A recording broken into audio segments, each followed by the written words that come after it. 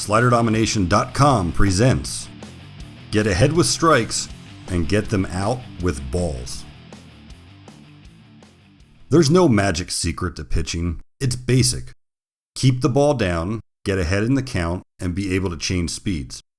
It's a simple approach because I'm a firm believer that pitching should be addressed in simplest terms.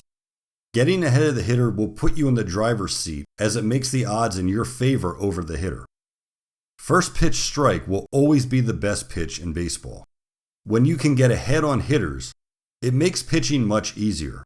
Plus, it makes the process more fun, and your teammates playing behind you will have more enjoyment when you can get ahead. It's one of the easiest ways to rally a defense to play their best behind a pitcher. Falling behind 2-0, 3-0, 3-1 is very stressful pitching, as you continually don't want to give in to hitters with a smaller margin for error. Falling behind to a middle-of-the-lineup hitter makes managers and pitching coaches cringe. Falling behind to the 9-hitter, of all people, with runners on base, can give the coaching staff a collective set of ulcers. Rolaids was a longtime sponsor of Major League Baseball, and it's not by coincidence, nor a catchy gimmick that they even sponsored an award for relief pitchers. Playing catch-up as a pitcher leads to higher pitch counts, less innings pitched, and continual frustration when attempting to execute your craft. You would hate to pitch well and have a lead, but you run your pitch count up that you can't get through 5 innings and be eligible to get the win. That's a terrible feeling.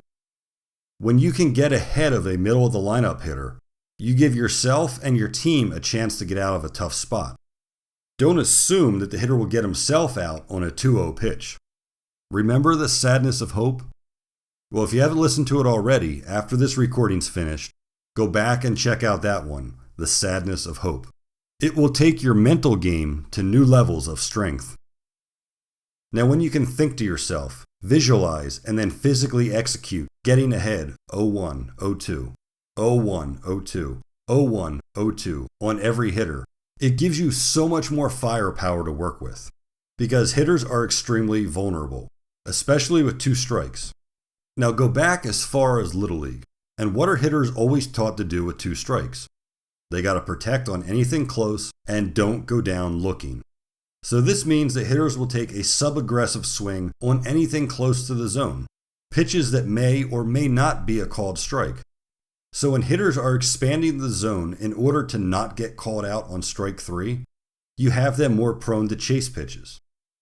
Remember, the key word is vulnerable on the hitter's behalf. So it's your job to exploit that weakness. Based on percentages, you will see more hitters chase pitches in the dirt with 2 strikes than you would earlier in the count. Hitters put a lot of pressure on themselves to put the ball in play, to get on base, to drive in a run, or not strike out. Expanding the zone adds to this pressure because there is only so much area a hitter can protect.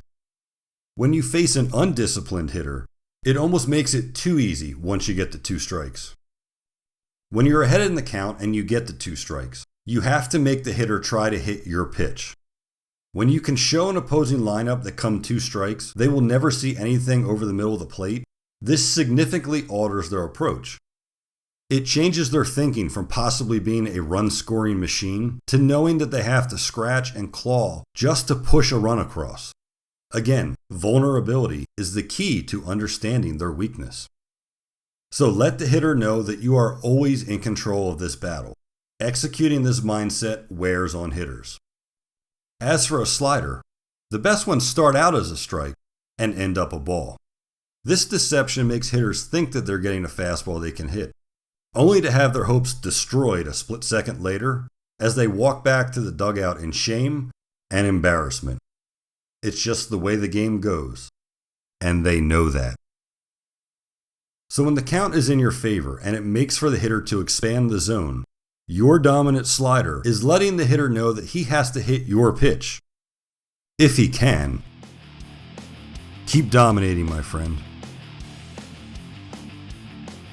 So for more tips, updates, and strategies on how to make the slider your go-to money pitch, please like and subscribe on this channel and visit SliderDomination.com. Again, that's SliderDomination.com. Keep dominating, my friend.